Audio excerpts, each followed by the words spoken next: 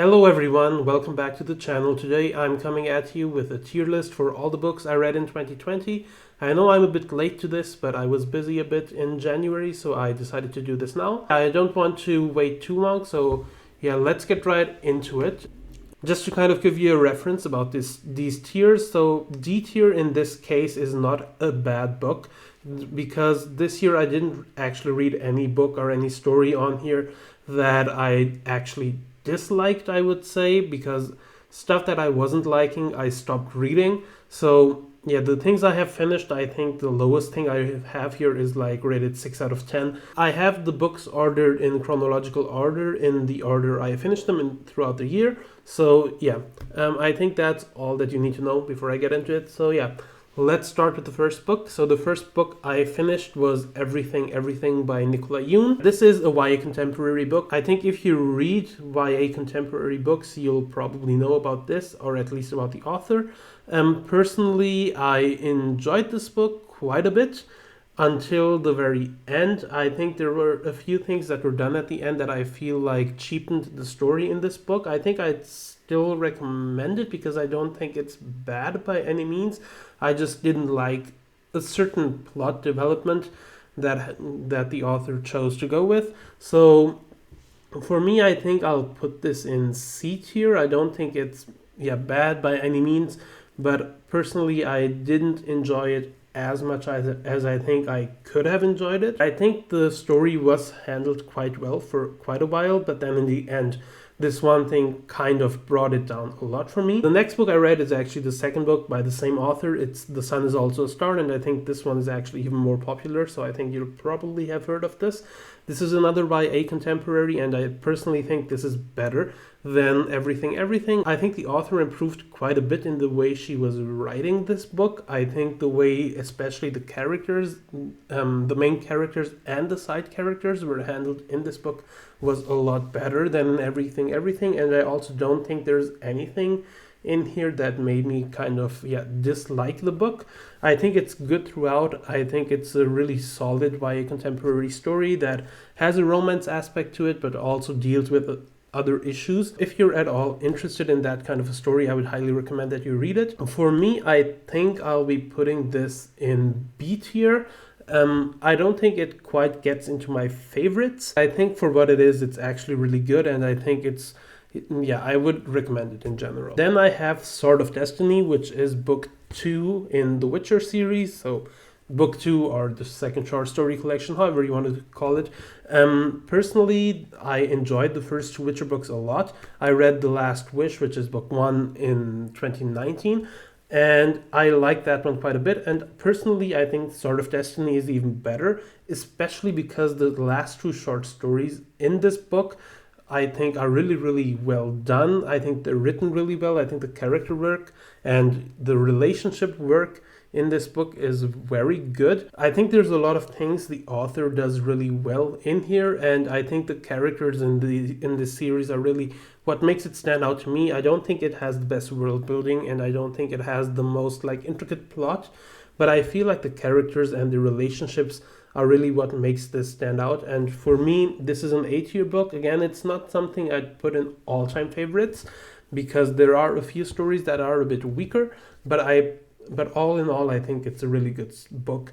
I personally am only 3 books into the Witcher series, but I'm for sure planning to get back into it at some point this year. I actually also have a review for Sword of Destiny up on the channel. If you're interested in that, I'll be linking it in the info cards and in the description down below. Check it out if you're interested. The next book I have is Elantris by Brandon Sanderson. Elantris is something that I have very strong opinions about because I personally feel like this book gets a lot of hate or dislike from the Brandon Sanderson fan community in general, or at least people who like his other books don't tend to like this one as much. And for me, this was my first Brandon Sanderson book, so I went into this with quite low expectations. I was actually surprised that it was quite good. I don't think it's perfect by any means, I don't think it's great, but I think it's a really solid story, and it really deals with a really interesting concept, and I think it's quite unique actually in what Sanderson is trying to do. So I think plot-wise and world-building-wise, it's a really solid entry into the Cosmere, but I don't think it's quite as outstanding as a few books that I will get into later. I do think the character work isn't great in this one, and I think it has a few pacing issues at points. So, yeah, it isn't by any means perfect, but I personally think it gets a bit of flack that it doesn't deserve. And especially considering this was his debut novel, I think it's really actually quite solid. So I'll end up putting this also in C tier. So as I said, it's not perfect, but I don't think it's as bad as some people make it out to be. Alright, the next book I have on this is A Storm of Swords, which is book 3 in A Song of Ice and Fire. So if you watched my tier list video for the books I read in 2019, you will see that I am a big fan of this series, and I think if you have talked to me on Discord or anything, you'll know I love this series. And A Storm of Swords is my favorite book in this series. I think it's a masterpiece. I think A Storm of Swords does everything that I think is great about the first two books, and the things that you could say are weaknesses in the first two books, which maybe I don't necessarily agree with it, but I think the pacing a lot of people have issues with. A lot of people don't tend to like how Martin does his plots. And I feel like if you are into plot and pacing, this will probably be your favorite A Song of Ice and Fire book, because I think from 1/3 into this book through the end, this is a roller coaster. There is so much payoff in this book for stuff that was built up in the first two books, and it still has the same great character work that the other two books have. So yeah, I think it's incredible that Martin achieved this, and it's obviously quite a long book, but I was still surprised at how much stuff happens in this book, how well he can write these plots and at the same time give us such great character arcs that, yeah, I'm stunned at this book. And yeah, this is my favorite A Song of Ice and Fire book right now, and actually also my favorite book in general currently, and I'm waiting for it to be dethroned by something. But yeah, that will be hard to do, because I think this is just a perfect blend of doing a really well-paced, plot-focused book that still has some of the greatest character work I have ever read. So yeah, this is a clear S tier for me. The next one I read is The Hedge Knight by George R. R. Martin again. So this is a prequel novella actually to the A Song of Ice and Fire series. This is the first novella in the Tales of Dunk and Egg series, which is set roughly 100 years before the main A Song of Ice and Fire series. And this one I actually enjoyed quite a bit as well. I was told to read these 3 novellas between books 3 and 4 or 4 and 5. So I read the first 2 between 3 and 4 and the third one between 4 and 5. So The Hedge Knight, it is quite different from the main series because it's a lot less epic in scope. It focuses really on 2 characters, Dunk and Egg. So yeah, I think I don't want to say too much about this because this story I personally really enjoy the story. I think Martin's writing is still great. I think the character work is also good. I think the plot in this story especially is really well done. And it's really cool to see this world in a different time frame than we do in the main series. So it's really interesting to get that perspective into it. So yeah, I think if you're a Song of Ice and Fire fan in general, I think you should check this series out as well. So yeah, I think I like this quite a bit. I'll put it in A tier. I don't think it's quite as good as the main series, but I think it's still really solid. Then I went back into the Witcher series with Blood of Elves. So Blood of Elves was a bit of a rough read for me. I think the first chapter in this book and the last chapter in this book are great, and for this book it's like 7 chapters, so these chapters are quite long. I think the book is bookended by 2 really great chapters, especially the last one is something that I feel like pulls the book up in my rankings quite a bit, because I feel like the middle part of this book is, I wouldn't say it's a slog, but I think at some point you feel like, okay, there isn't a lot happening and it doesn't feel like the story is really focused. And as I said for the short stories, I still think that the plot and the world building in this series isn't outstanding. I think the series does characters and relationships really well, and that's still the case here. But I feel like I don't really get a sense of what the plot is of the story and what is really important in what is happening. So it's kind of a tough read, and I felt like I was going to give it like a 6 out of 10, which isn't bad, but it isn't really great, and would be a big step down from the short stories. But I ended up giving this a 7.5 because I think the last chapter especially is incredibly good. It might be the best thing in the series, I think.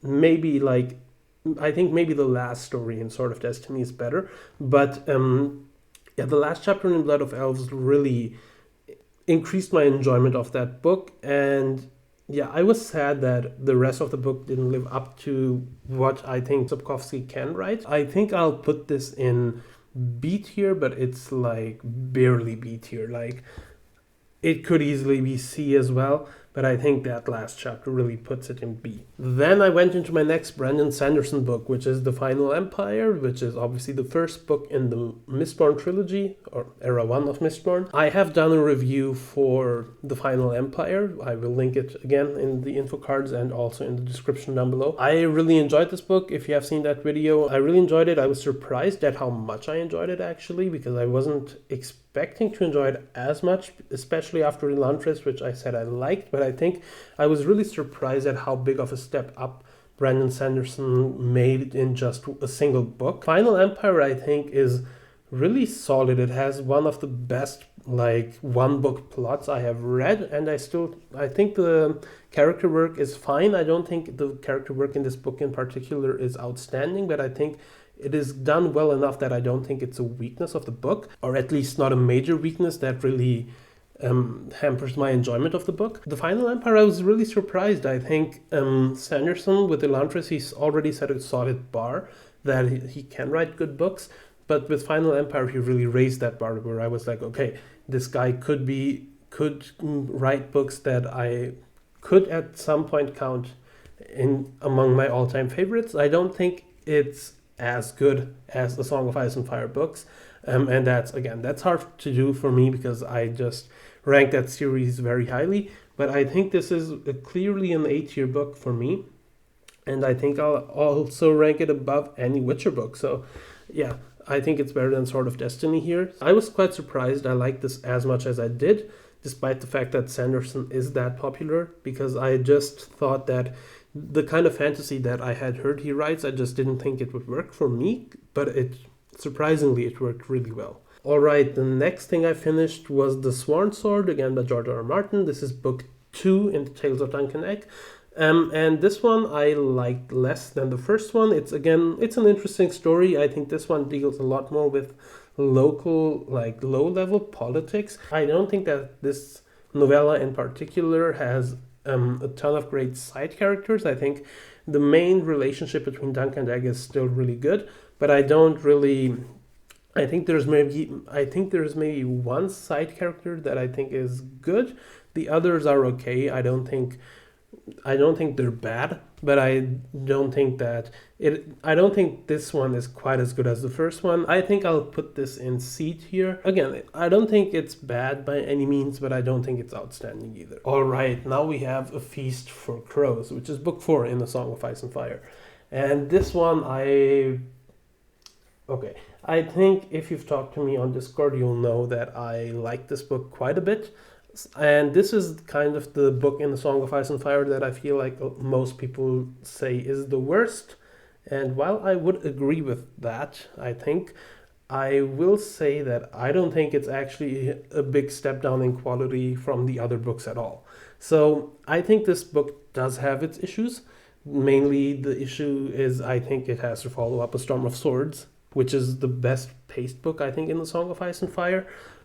And A Feast for Crows is just a much slower book, and Martin made a few decisions for books 4 and 5 structurally that I think hurt the books in general.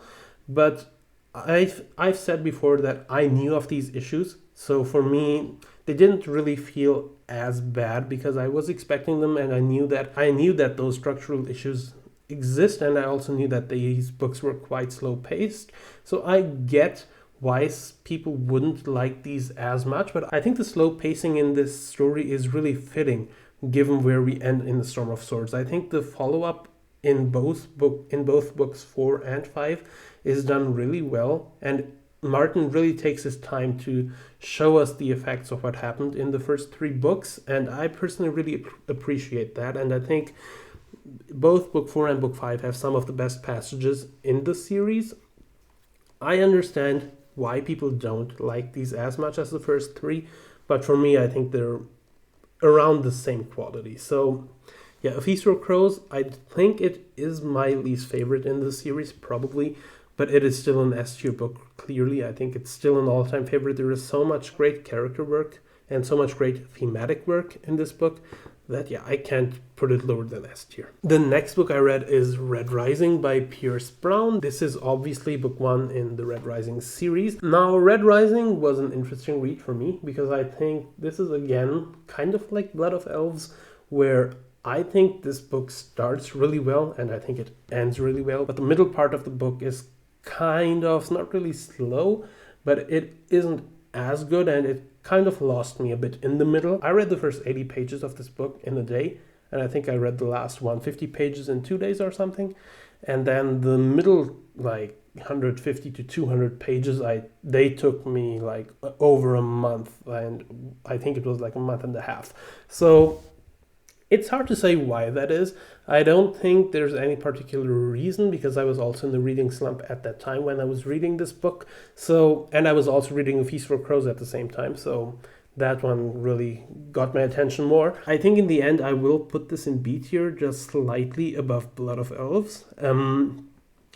Because just it has similar issues like Blood of Elves. I don't think the character work in this book is as good as in Blood of Elves, but I think the plot and also the general world building, or generally the introduction of the world, is a lot better. And I think the book really shows that the idea that Pierce Brown is working with here has a lot of potential. So yeah, I still enjoyed it, but I think that middle part really slows it down, in my opinion, a bit. But I'm not sure if that was more because I was in a reading slump, or because actually the book isn't that great in that part. I would actually like to reread this book when I'm done with the series, because I have read book 2 by now, and I just, spoiler for my tier list for next year, I guess, I love book 2 a lot more than book 1, and I think book 2 might be one of my favorite books. So yeah, I think in hindsight book 1 might actually be even better than I'm remembering it. But yeah, for now I'm putting it in B tier. All I'll say is, if you have read book 1, I'll recommend that you read book 2 as well. And I'm reading book 3 currently, and I'm enjoying it as much as I enjoyed book 2 at that time. So yeah, I think the series is worth it. I'm torn about the book itself. I think it does some stuff really well. I think it does some stuff not so well. That's my thoughts. If you want more of my thoughts, check out my review for Red Rising. Let's move on to The Mystery Knight, which is the 3rd novella in the Tales of Dunk and Egg. This might be my favorite of the 3. I think this is very close to the Hedge Knight. I think I might like this one even more. I think it doesn't start as well as the Hedge Knight, but I think by the end it does some amazing things in terms of plot and, again, in terms of character work, that I feel like this might be my favorite. The way this story ends, I really am invested in the characters at this point, so I do want more in the tales in this series, but obviously Winds of Winter is what Martin is focusing right now, and that's a good thing, don't get me wrong, but I wouldn't be unhappy if he puts out a few more of these, because I really am starting to enjoy these characters quite a bit, and I would like to see more of what they do. I think I'll put it just below Final Empire. I'm always a bit confused if I like it better than Final Empire or I like it a bit less. I'll put it below Final Empire for now. The next book I read is Stormfront by Jim Butcher. This is book 1 in the Dresden Files. I actually did the audiobook for this one, which I would highly recommend, because James Marsters narrates these audiobooks, and he does an amazing job at bringing this character and also the story in general to life. So yeah, highly recommended audiobook. And I also enjoyed the book itself. I don't think it's anything special yet. I have heard that the series just keeps on getting better and better. So I think Stormfront is a fine book. I don't think there's anything that stands out. I think the plot is fine, but there's a lot of like convenient plot stuff happening. I think the characters are okay. I don't think any of the characters really stands out in a way where I would say that they're an all-time favorite character for me. So Stormfront is a solid, I would say, C-tier book, and I think the word that describes it the most is it's just a fun book that you can read really quickly and move on. I've heard this series becomes way more than that. I am through book 3 of the series and I'm already seeing hints of that, so I'm looking forward to going through this series. If the things that I've heard about this series are true, I think there might be a few books in this series that might be in higher tiers next year. Then I read Binti, which is another novella. So this is a sci-fi novella that I picked up because I was interested in it. I don't know where I heard about this novella, but I was actually really surprised at how much I like this. Again, this isn't anything I would put in all-time favorites, but I think I was quite surprised that in just such a short novella that doesn't really have a lot of plot, like there is a bit of a plot, but yeah, it really sets up a really interesting story and an interesting world, and I think also the character work is solid. I was actually quite surprised at how much was achieved in such a short book. I haven't gotten to the next one yet, but I'm really looking forward to get there. I think I might need to read a bit more from this author actually. I think she's actually coming out with a new book soon. But yeah, for right now, I think I'll put Binti also in B tier. I'll put it between Blood of Elves and Red Rising. Yeah, I think that's roughly how much I enjoy it. I don't think it has that many weaknesses, but I don't think anything about it is outstanding. But I think it sets up something really interesting that I want to find out more what happens in this story. The next book I read is book 2 in the Mistborn trilogy, which is the Well of Ascension, and this is kind of, I'll compare it to A Feast for Crows, where I think a lot of people think this is the worst book in this trilogy, and I disagree with them as well. So, but Well of Ascension, I think it's a book that, again, I understand why people wouldn't like it as much. It slows down the plot a bit, and it doesn't focus really on stuff that I think people probably want the story to focus on. But personally, I think it does some of the best work in terms of plot and character in this series, and I think it really expands on a few things that we get in the Final Empire, and I personally really enjoyed how Sanderson told the story. And in my opinion, The Well of Ascension is even better than the Final Empire. I don't think that it's as good of a single book plot as the Final Empire, because I think The Well of Ascension and the third book, The Hero of Ages, is more of a cohesive story that should be read together than the Final Empire is, which can be read alone. So I wouldn't say it's the plot-wise it's better than the Final Empire, but I think as an overall book, if you consider character work and the way it builds on the Final Empire and really makes you anticipate the next book, I think it does its job wonderfully. And yeah, I will be actually having a series review for Mistborn up pretty soon, so look out for that, where I will be talking about these two books a bit more in detail. But for me, right now, Well of Ascension also goes in A tier. The next thing I have is Full Moon, which is book 2 in the Dresden Files by Jim Butcher. For this, you can basically copy everything I said about Stormfront, because I think this book is basically plot-wise the same as Stormfront. It has a different backdrop because it deals with a bit of a different fantasy creatures than Stormfront does. So it is a bit different, but I think in terms of plot and the way the story goes, it's quite similar, and I enjoyed it in a similar way. I think Full Moon has probably more plot conveniences than Stormfront, but I think Full Moon also has more interesting hints at storylines that will play out in the next few books that got me intrigued. There's a give or take there. I think Full Moon is the one that people like less than Stormfront, but for me they're really close. I think I'll probably put it a bit lower because Full Moon, I think, just in terms of plot, does a bit more convenient things. But yeah, for me, you can switch these around as you will. Yeah, I think I enjoyed them both quite the same. I've heard these two are the worst in the series, so having that behind me, I'm really looking forward to see where this story goes, because I know a lot of people who have this series in their top 5 series ever. The next book I have is The Hero of Ages, which is the conclusion to the original Mistborn trilogy. This book is a beautiful conclusion to the story of Mistborn Era 1.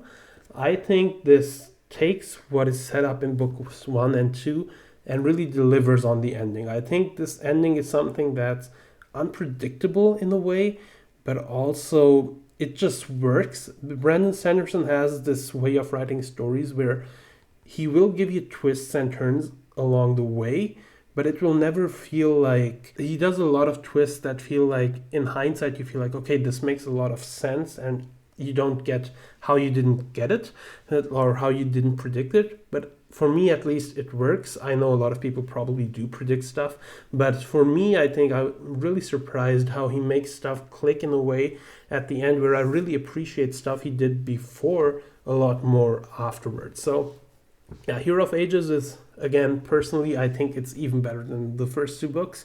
I'll put this in A tier, and it's actually top of A tier. It isn't quite S tier, but yeah, I think this is a really, really solid trilogy. I will be talking about it, as I said, in my series review quite soon. If you haven't read this series yet, I would highly recommend you do.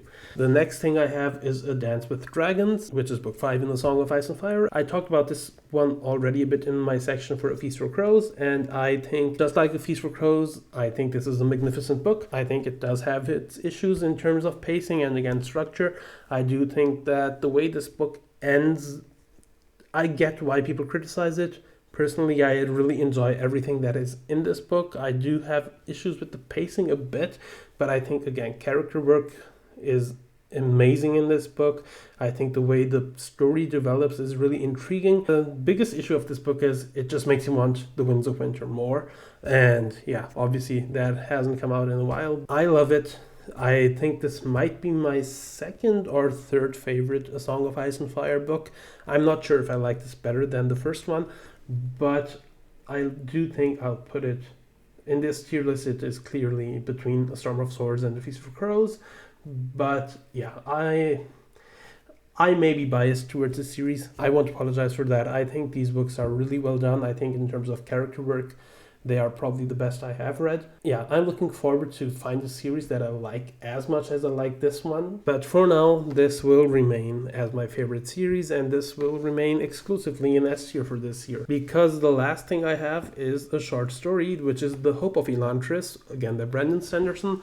And this is a short story that is just a small expansion of the end of Elantris that shows us a different POV to a big thing that happens in the end of Elantris. I think this was quite a solid story. I don't think there's anything great about it, so that's why this is the only thing that I will put in D tier. Again, it's a bit unfair maybe because it's a short story, so it's hard to expect a lot of it. I don't think there's anything about it that makes it like more than a D tier. I think I gave this a 6 out of 10. I will suggest that you read the postscript of this story because I think that's actually a really fun story and yeah, really sweet. This is my ranking for all the books I read in 2020. Yeah, I hope you enjoyed this video. Check out on the channel. I have reviews for some of these already, and I will be reviewing others quite soon, or at some point this year I will try to talk about some of these books. And yeah, most of these series I'm planning on continuing. All in all, I think 2020 was, in terms of quality, a good reading year for me. In terms of quantity, I think I wanted to do more, but yeah, I'm happy if I'm reading 19 books or 19 stories a year, because 2 years ago I wasn't reading at all. So for me, this is already quite good. I hope to read a bit more in 2021, but yeah, we will see how that goes. Let me know down below what you think of any of these books, and if you want to talk to me about them, you'll find me in the comments. I hope you enjoyed this video. If you did, leave a like, leave a subscribe. I'll see you in the next one. Goodbye.